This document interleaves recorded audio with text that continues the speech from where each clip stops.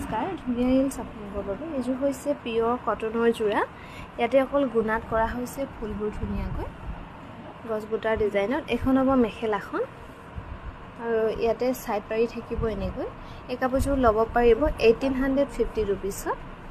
এইযোৰ হৈছে পিয়ৰ কটনৰ খুবেই ধুনীয়া যোৰা কালাৰটো হ'ব পিংক কালাৰত গুণা আৰু ফুটা ফুলত ধুনীয়াকৈ কৰা হৈছে মেখেলাখন হ'ব এখন বাকি সাইড পাৰি কিটা ওলুটা হৈ আছে মানে কেনেকৈ সিধাকৈ দেখাম বা সাইড পাৰি কিটা এনেকৈ থাকিব এই কাপোৰযোৰ ল'ব পাৰিব 1850 रुपीस